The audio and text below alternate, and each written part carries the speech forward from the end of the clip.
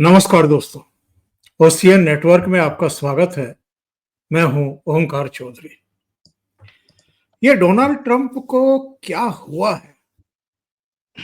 अचानक उन्हें सपना आता है कि भारत तो रूस से भी ईंधन खरीद रहा है। फिर इनको पता चलता है, अचानक हो रहा है ये सब। ना जब बाइडेन राष्ट्रपति थे, ना तब ये अवेयर थे कि भारत किससे क्या खरीद रहा है। ना जब से ये बने हैं, जनवरी 20 से ये राष्ट्रपति हैं, तब से भी इनको पता नहीं चला। तब से प्रधानमंत्री के साथ भी इनकी मुलाकातें हो चुकी। अब अचानक पता लगा कि रूस से बहुत तेल खरीद रहे हैं और उसको रिफाइन करके फिर बहुत सारे देशों को बेच भी रहे हैं। और फिर अचानक इनको ख्याल आता है कि जो 25% टैरिफ लगाया था भारत पर, वो जरा कम है, तो इस बहाने और टैरिफ की धमकी दो। लेकिन ट्रंप समेत अभी भी कुछ लोगों को, कुछ देशों को मुगालता है शायद भारत के बारे में। इसलिए उन्होंने पिनक मिजाजी में ये सब बयान तो दे दिया। लेकिन उसके बाद भारत ने क्या किया है? भारत ने जो नियमित ब्रीफिंग करते हैं विदेश विभाग के, विदेश मंत्रालय के प्रवक्ता, उनको जिम्मेदारी सौंपी कि आप जरा ट्रंप साहब के लत्ते कपड़े उतारो।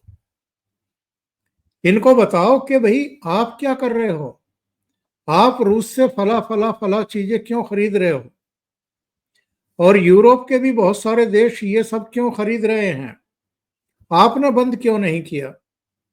और जो आप खरीद रहे हैं वो ऐसी स्थितियां, परिस्थितियों में नहीं खरीद रहे हैं जैसी भारत की स्थितियां हैं। हमारी जो ऊर्जा जरूरतें हैं, ऊर्जा सुरक्षा से जुड़ी हुई चिंताएं हैं, और जो कीमतें हैं ईंधन की, वो आसमान पर ना चली जाएं, उनको बैलेंस बनाए रखने के लिए। और जो दूसरी हमारी विकास की गाड़ी को आगे बढ़ाने के लिए हर देश कुछ ना कुछ करता है, हम भी कर रहे हैं। तो आप कौन होते हैं ये तय करने वाले कि हमें किस देश से क्या खरीदना चाहिए और क्या नहीं खरीदना चाहिए?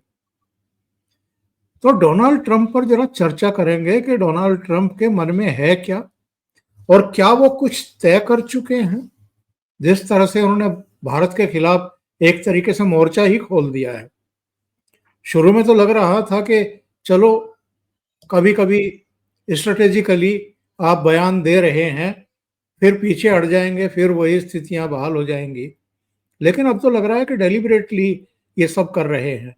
इससे इनको क्या हासिल होगा और भारत का क्या अहित हो सकता है, इस पर चर्चा करेंगे।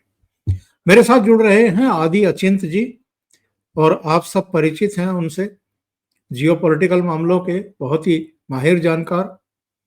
तो सीधे जुड़ लेते हैं आदि जी के साथ और फिर समझने की कोशिश करते हैं। आदि जी, बहुत स्वागत है। नमस्कार। नमस्कार सर। सर, हुआ क्या है ये बताइए। डोनाल्ड ट्रंप को कौन सी बीमारी हुई है? उसको ना सुनने की बीमारी है सर।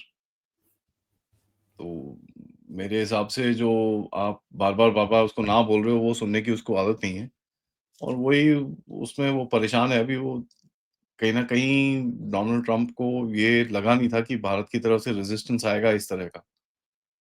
और आपको ये दिखता है कि अभी तो India, India, India, India, India, India सारा टाइम इंडिया, इंडिया लगा रहता है। यहाँ तक कि अगर आप देखिए सुबह-सुबह उठ के अगर उसको उसके टाइम पे 7 साढ़े 7, 8 पता नहीं कितने बजे होंगे वहाँ पर। वहाँ पर सुबह उस टाइम पे उठ के अगर ये ट्वीट करना है, तो आपको दिखना चाहिए कि अ, बहुत ही ज़्यादा कहीं कहीं न कहीं दर्द हो रही है किसी जगह पे। तो ये हमको समझना होगा।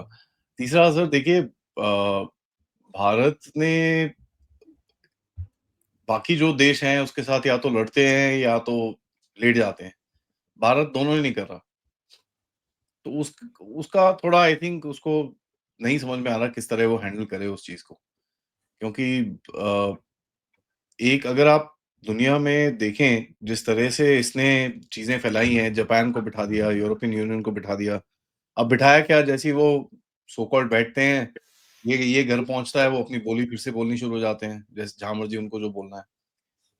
तो हाँ, एक मीडिया गेम है सर, भारत उसको इस टाइम पे वो मीडिया गेम भी नहीं करने दे रहा है, so I think it's a little upsetting उसको पर्सनली थोड़ा-सा अभी शॉक लग रहा है। और ये देखिए अगर रशिया का एग्ज़ाम्पल उठा के कभी किसी और चीज़ का एग्ज़ाम्पल उठा लेगा और ये रशियन तेल का एग्ज़ाम्पल कोई नया नहीं है सर। 2022 में भी आपके साथ यही सवाल पूछे गए थे जब दुनिया में हमारे जयशंकर जी जाते थे। ये चीज़ें बोलते थे आप लोग क्यों ले रहे हो? आप लोग ये सब यू नो अ, आप लोग ये रशिया का तेल क्यों लेते हो? रशिया से ये डील क्यों करते हो? आप क्या है, क्या नहीं है? और वो पुराना एक जो डायलॉग है, अगर आपको याद होगा जयशंकर जी ने बोला था Europe must get out of the mindset और ये वो करके उन्होंने काफ़ी लात मारी थी उस टाइम पे। तो ये चीज़ें एक्सपेक्टेड है सर, ये रोएँगे तो सही बिकॉज़ इनके अपने से कुछ नहीं हो रहा तो दूसरों पे ब्लेम करो। और इस टाइम पे अभी चाइना के साथ वो सो कॉल्ड एक डील करने की कोशिश कर रहा है। चाइना ने उसको ऑलरेडी बोल दिया है कि भई रेयर अर्थ पे मैं तंग करूँगा तेरे को। तो वो चाइना से अभी इस टाइम पे पंगे नहीं लेना चाह रहा। उसको लगता है आप निपट जाओगे, आप भी नहीं निपट रहे तो अब वो और फ्रस्ट्रेट होगा सर, बात वही है। आदि जी ये समझाइए कि क्वाड हो या दूसरे मंच हो या बाइलेटरल जो हाँ, दोनों देशों की रिलेशनशिप है उसको, वो तो भारत में बहुत सारी संभावनाएं तलाश कर रहा था कि अगर चाइना को थोड़ा सा अगर दबाना है तो भारत इसमें मददगार हो सकता है। तो ये मोहभंग अचानक क्यों हुआ है कि भारत उनके हाथों ही कठपुतली बनने को तैयार नहीं, या भारत ने स्पष्ट कर दिया कि भाई हमारे राष्ट्रीय हित हमारे लिए सर्वोच्च है, जैसे आप चाह रहे हैं वैसे हम नृत्य करने को तैयार नहीं।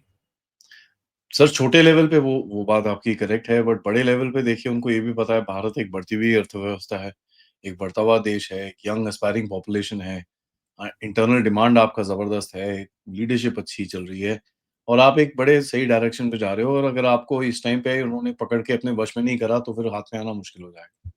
एक पॉइंट तो वही है। दूसरा पॉइंट अगर आप देखें सर जैसे आप बोल रहे हो कि क्वाड और ये सब चीज़ों में इस रीजन में कोऑपरेशन करने की काफ़ी सारी ओपन अपॉर्च्युनिटीज़ हैं एंड उस टाइम पे उन्होंने कोशिश भी करी कि क्वाड को किसी तरह से मिलिटराइज़ किया जाए ताकि अ, आपको फ़ोर्स किया जाए ताकि मिलिट्री में थोड़ा-सा वो लें, बट वो नहीं आप कर रहे। आप बोलते हो मलाबार एक्सरसाइज़ेज़ करेंगे, नो प्रॉब्लम, दूसरे लोगों को बुलाइए, साथ में बैठ के हम एक्सरसाइज़ करेंगे, ये सब करेंगे, नो प्रॉब्लम, बट अलायंस नहीं बनेगा। मैं आपकी लड़ाई नहीं लड़ूँगा क्योंकि आप मेरी लड़ाई नहीं लड़ोगे, ये मुझे पता है। तो ये जो एक जी-साबगिरी वो हमसे चाहते थे, वो मिल नहीं रही है।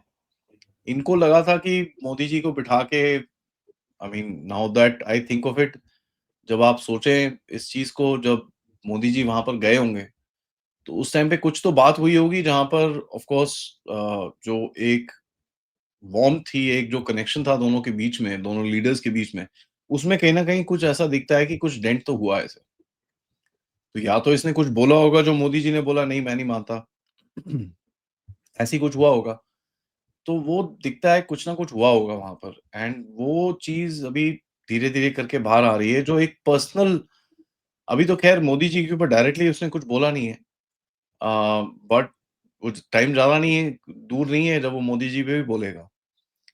और यहाँ पर देखिए लोगों को ये समझ में आना चाहिए, पिछले साल जब मोदी जी रशिया गए थे, तब जब मोदी जी ने रशिया के व्लादिमीर पुतिन को जप्पी मारी थी, आपको याद है सर जी हाँ भारत के बिल्कुल। बारे में कितनी बातें की गई थी, कितनी बातें की गई थी। तो ये सर उनको ये समझ में नहीं आता कि ये एक ऐसा देश है जो इतना अमीर नहीं है अभी, इतना सब कुछ नहीं है, इसको सब कुछ चाहिए हमसे। फिर भी ये अपने आप ही ये करता है, सुनता नहीं है किसी की बात, तो ये उनके वो पल्ले नहीं पड़ती है ये। बेसिकली वो है सर। बाकी सब देखिए क्या है, अगर आप 1-2 जगह पे कहीं साइन कर दो, ये सब बंद हो जाएगा। अब वो करना नहीं चाहते आप एंड सही में मैं भी नहीं सपोर्ट करता उसको। तो वो चाहते हैं कि आप उनकी बात सुनें। पब्लिक में एक एक आधी बारी रशा को कुछ एक स्टेटमेंट दे दें। आप थोड़ा-सा हथियार-वथियार दे दें अगर दे सकते हैं तो। पैसे-वूसे वो कुछ नहीं माँग रहे आपसे, बस वो ये चीज़ माँग रहे हैं कि आइडियोलॉजिकली आप बोलिए कि भैया रशिया ने जो करा है वो गलत है और हम रशिया की सपोर्ट नहीं करते। उसके बाद आप चुपचाप तेल लेते रहो, कुछ नहीं कहेगा कोई। वो ये चाहते हैं, हम उस वो भी नहीं बोलने को तैयार हैं। तो आई थिंक उनको वो चीज़ नहीं पसंद आ रही और ये चलता रहेगा सर, ये ऐसे ही चलता रहेगा। अभी थोड़ा टाइम में अभी इंडिया का फ्लेवर है, ये इंडिया का थोड़ा-सा चलेगा, थोड़े से टैरिफ-टूरिफ और बढ़ाने की धमकी देगा हमको। कुछ ना कुछ और होगा, उसके बाद देखिए सर अगले 5-7 दिन ये ऊपर-नीचे, ऊपर-नीचे, ऊपर-नीचे चलता रहेगा। तो बड़े इंटरेस्टिंग टाइम्स आने वाले हैं आगे। लेकिन ये इंटरेस्टिंग जो आप घटनाक्रम की तरफ इंगित कर रहे हैं कि आने वाले हैं, ये गाड़ी कहाँ तक जा सकती है? और चूंकि भारत ने अब जवाब देना शुरू कर दिया है, भारत ने अपने विदेश मंत्रालय के प्रवक्ता रणधीर जायसवाल को कहा कि भैया जरा इनके कच्चे चिट्ठे खोलो, उनको बताओ, समझाओ कि जो उपदेश ये हमें देने की कोशिश कर रहे हैं ये दूध के धुले हुए नहीं है। अभी भी ये रसिया को कितने अरब रुपए दे रहे हैं, व्यापार कर रहे हैं, फिर भारत पर ही इस तरह की पाबंदी क्यों, या इस तरह की धौंस पट्टी क्यों? ये सवाल तो सर लॉजिकल है, उसमें कोई डाउट नहीं है एंड दुनिया में बहुत लोग ये पूछ रहे हैं कि यार ये क्या है? ये तो बेवकूफ़ी है। बट देखिए ये इन चीज़ों के अंदर कभी लॉजिक कभी काम नहीं आएगा सर आपको। आप ये चीज़ जैसे कल की स्टेटमेंट में भी था, उन्होंने बड़ा लॉजिकल स्टेटमेंट दिया है बट ये पढ़ेगा नहीं कोई। लेट्स बी वेरी क्लियर ये एक बड़ा इलॉजिकल सा सवाल है, आपको बोलते हैं कि भई आप आके जहाँ पे भी हम बोलते हैं वहाँ साइन कर दो।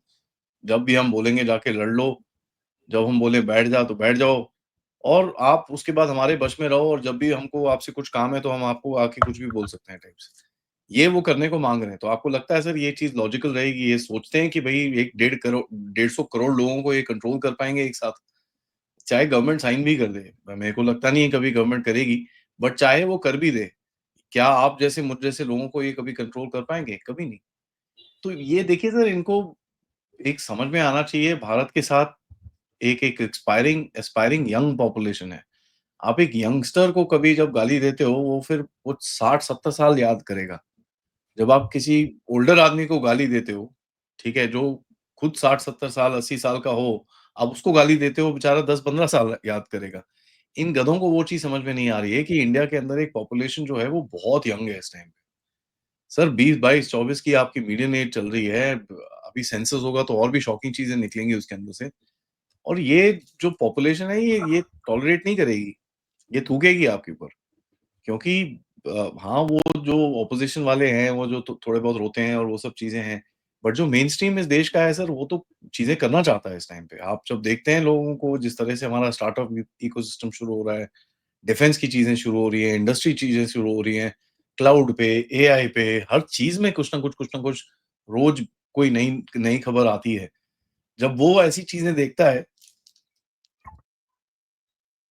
तो उसको ऐसे ही लगता है कि सर कभी हमारे पास ऐसी शक्ति हो और अमेरिका के ये जो शक्ति है उसको हम पीछा छोड़ सकें तो अच्छा रहेगा।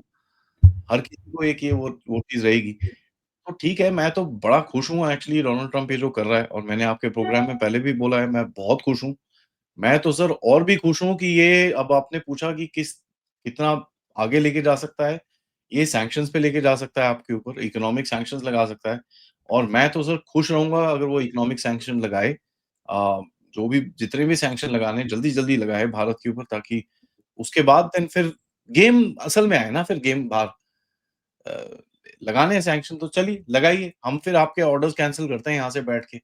जो आपके बोइंग के ऑर्डर्स हैं, उसके बाद जीई के ऑर्डर्स हैं, फिर हम कैंसल करते हैं उनको। फिर अपना काम करने करने में अंदर हमको थोड़ी सहूलियत मिलेगी और अंदर अपने अपने को जो भी करना है, मतलब एक इमरजेंसी फुटिंग के अंदर आपको फिर करना पड़ेगा। तो ठीक है, लगाएँ सर, जो मर्ज़ी करना है करिए।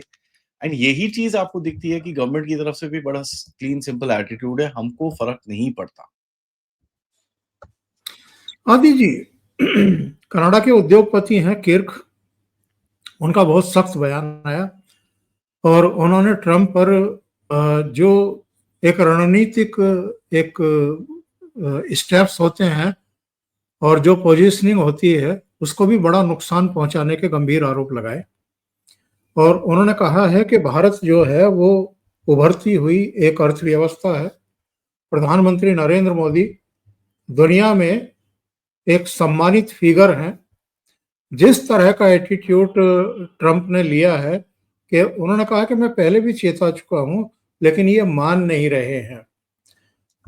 इस तरह की आवाजें अब अमेरिका के भीतर से भी उठनी शुरू हुई हैं। तो ये चीजें इनकी समझ में नहीं आ रही हैं, एक्सट्रीम तक ये जा रहे हैं। देखिए सर, ये एक्सट्रीम तक इस वजह से जा रहा है क्योंकि इसके पास टाइम नहीं है। 6 से 7 महीने ऑलरेडी निकल चुके हैं, राइट? अम, 6-7 महीने खत्म हो गए, उसके बाद अभी इसको 1 साल के अंदर मिड मिड टर्म पोल में जाना है, उसमें 2-3 महीने तैयारी करनी पड़ेगी, कुछ थोड़ा बहुत पॉलिटिकल गेम होगा और जैसे-जैसे मिड टर्म पोल पास आता है, वैसे-वैसे थोड़ा पॉलिटिकल ये सब चीज़ें जो होती हैं, वैसे भी थोड़ा बैक सीट ले लेती हैं। मिड टर्म पोल में अगर ये जीता तो इतना स्ट्रॉन्ग रहेगा, अगर नहीं जीता तो फिर इसकी हड्डी तोड़ तोड़ देंगे ये लोग पकड़ के। फिर उसको सर फिर आपको पता ही है किस तरह से लीगल केसेज़ ये वो कैसे फँसाते हैं लोग, तो ये उन चीज़ों में फँसा रहेगा। तो ये ज़्यादा टाइम नहीं है सर और उसको भी पता है ये चीज़ ज़्यादा टाइम नहीं है, हमको भी पता है। और देखिए सर मोदी साहब का जैसे मैंने शो में थोड़े टाइम पहले बोला कि मोदी साहब का नाम लेके उसने कुछ नहीं बोला। वो भी जानता है कि यार एक दरवाज़ा खुला रखो, कल को बात करनी पड़ गई तो ऐसा नहीं कि मोदी यू नो वैसे भी फ़ोन नहीं उठा रहा मतलब फ़ोन ही ना उठाए इसके बाद वो कभी। तो वो भी चक्कर चल रहा है। बट सर एक चीज़ जो अंदर से पता चल रही है कि वहाँ से डोनाल्ड ट्रम्प साहब थोड़े गुस्सा हैं कि मोदी जी बैठ के पर्सनली अ, उनसे बात क्यों नहीं करते और इस चीज़ को सॉर्ट आउट क्यों नहीं करते और जो भी डील करनी है वो क्यों नहीं करते। अब देखिए, मैं ये सपोर्ट करता हूँ मोदी जी को क्यों करना है उनसे बात, आपको करनी है बात तो फ़ोन उठाओ कर लो यार। मोदी जी का नंबर तो आई एम श्योर होगा उनके पास, ऐसी तो कोई बात नहीं है। तो अब या तो ये बोल रहे हैं कि भई ये मोदी जी को फ़ोन करते हैं, मोदी जी फ़ोन नहीं उठाते, वो भी हो सकता है क्योंकि देखिए जो भी कह लीजिए सर आप उनको पॉलिटिकली डैमेज करने की कोशिश करोगे, उन पे फालतू के पॉलिटिकल गेम्स खेलोगे तो कोई भी एक टाइम के बाद बोलेगा तू जा यार भाग जा यहाँ से। यू नो मोदी जी वो आदमी नहीं है जो पब्लिकली आके कुछ बोलेंगे। मेरे को भी जैसे मेरे को किसी के साथ पब्लिक में कुछ झगड़ा करने का कोई शौक नहीं है। तो अगर मेरे को कोई नहीं पसंद आता मैं उसको एक बारी उसके कान में डाल दूँगा कि भैया मैं तेरे को पसंद नहीं करता और उसके बाद सर मैं अपने आप को उसकी ज़िंदगी इसमें से निकाल देता हूँ। मेरा फंडा बड़ा सिंपल है। उसके बाद मेरे लिए वो बंदा था ही नहीं कभी। चाहे वो जो मर्ज़ी बोलते रहे और मेरे पास हैं ऐसे 3-4 ट्रोल्स हैं जो मेरे पीछे पड़े रहते हैं। तो मोदी जी का भी वही विचार है बट उनका विचार ऑफ़ कोर्स मैं तो अपनी छोटी-सी ज़िंदगी कचरे की ज़िंदगी के बारे में बता रहा हूँ। आप सोच रहे हो मोदी जी के पास कितनी और चीज़ें होंगी ऐसा डिसीज़न लेके सोचने के लिए कि भई मैं I am gonna stand by मैं अपनी ज़मीन पे खड़ा रहूँगा और मैं बोलूँगा कर ले तो कर यार, क्या करता है लेट्स आज देखते हैं कितना जाता है, कितना गिरता है तू। तो यहाँ पर वो भी चलेगा। लेकिन सर यहाँ पर मैं आपको एक चीज़ और बोलूँ कि भई कभी भी ये मत सोचिए कि डोनाल्ड ट्रम्प के साथ अगर थोड़ा बहुत अभी गड़बड़ चल रही है, तो बाकी बाकी चीज़ें जो चल रही हैं यूएस के साथ वो ठीक नहीं है। वो भी अच्छी चल रही हैं, उसके अंदर कोई टेंशन नहीं है। क्योंकि आपके जो दूसरी जगहों पे डिफेंस डिपार्टमेंट में जो थोड़े बहुत कोऑर्डिनेशंस हैं, वो अच्छे चल रहे हैं। आपके यू नो अंदर पे अभी जैसे म्यांमार में जब स्ट्राइक करी है, आपने उनको बता के करी है कि साहब हम ये ठोक रहे हैं। उन्होंने कुछ नहीं बोला। तो ये एक जो बैकएंड पे है वो भी चलता है। तो देखिए काफ़ी सारे दरवाजे हैं जिनके अंदर हमारे डिप्लोमैट्स काम करते हैं। So they create one leverage from one place for the other and from the other to one place. तो ये भी होगा बट इस टाइम पे ये पूरा जो गेम है डोनाल्ड ट्रम्प ने हाथ में ले रखा है। तो बैक एंड नेगोशिएशंस देखते हैं सर कितनी इफेक्टिव होंगी बट मेरे हिसाब से जब तक ये ये बेवकूफ़ी ये बार-बार बोलना बंद नहीं करेंगे तब तक तो बहुत मुश्किल रहेगा टॉप लेवल पे देश को किसी किसी के साथ कभी कनेक्ट करना।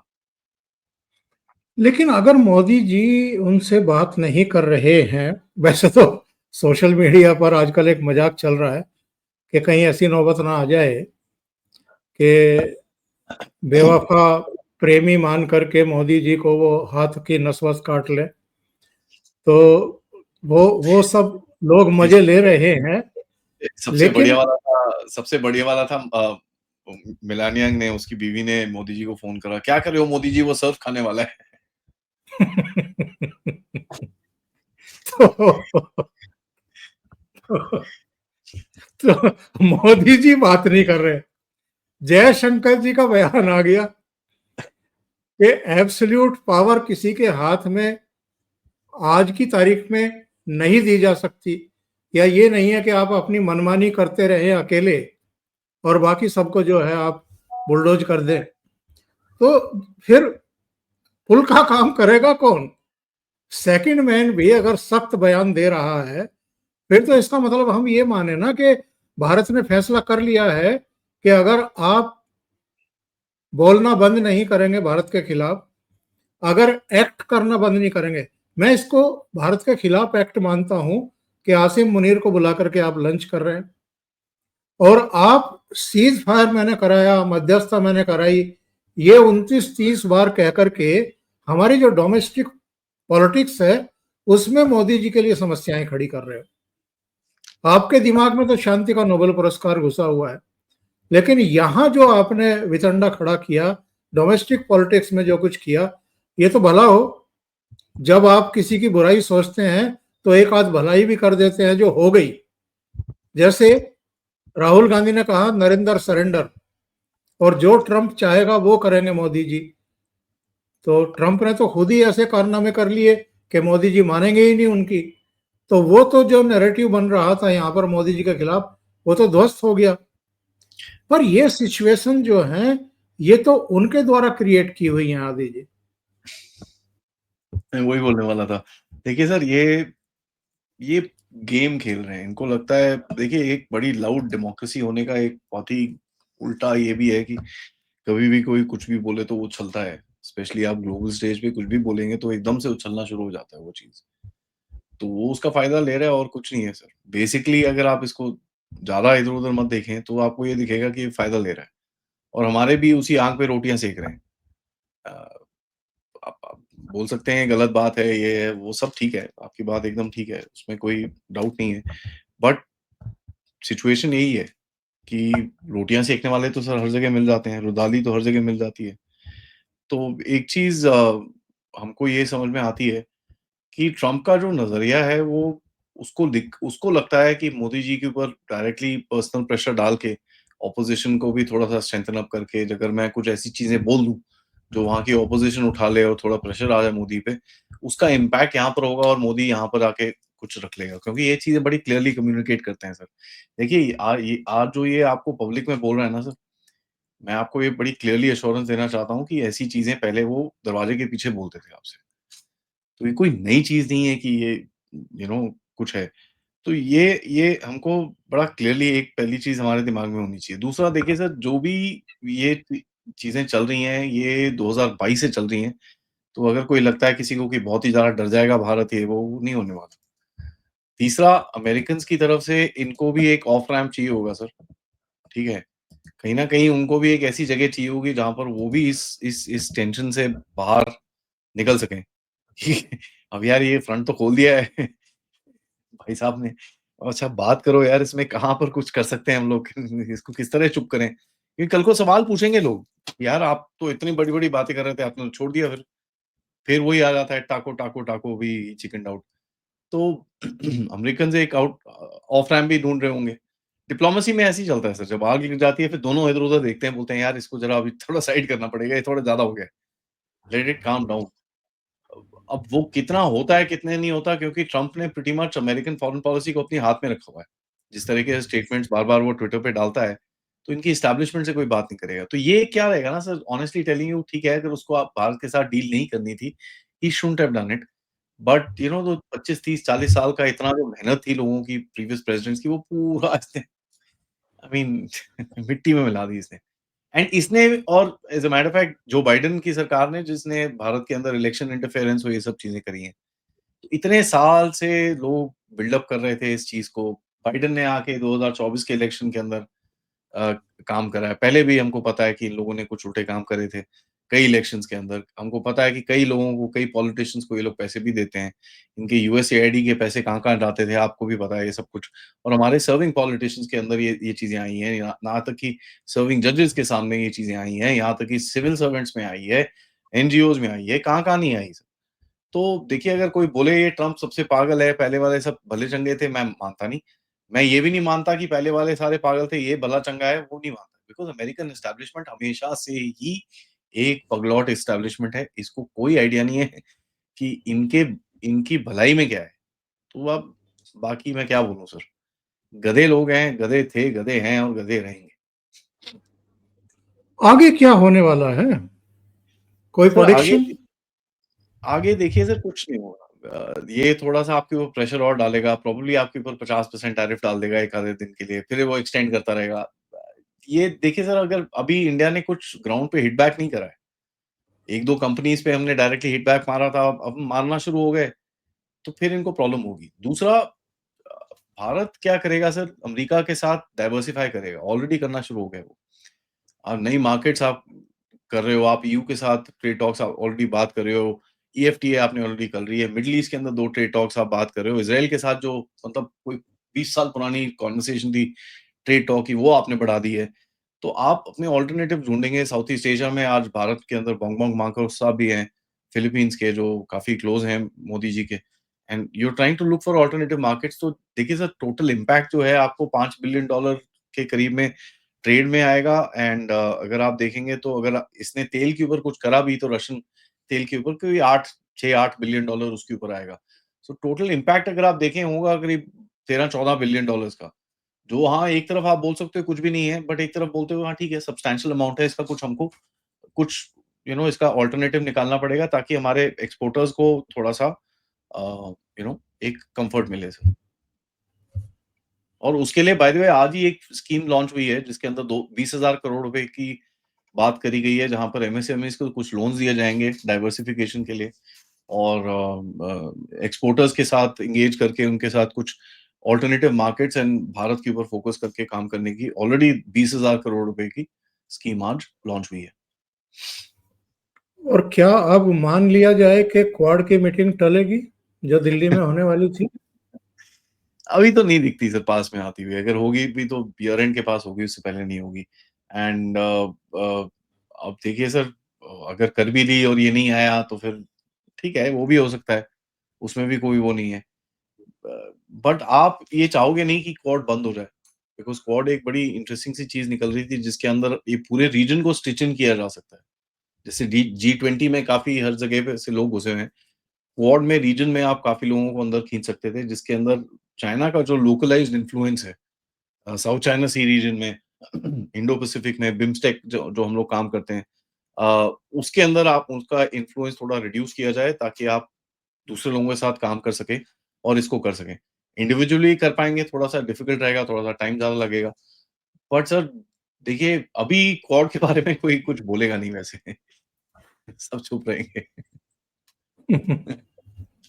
आदि जी, बहुत बहुत धन्यवाद जुड़ने के लिए और बहुत महत्वपूर्ण मुद्दों पर चर्चा करने के लिए। Thank you sir. नमस्कार। जय हिंद।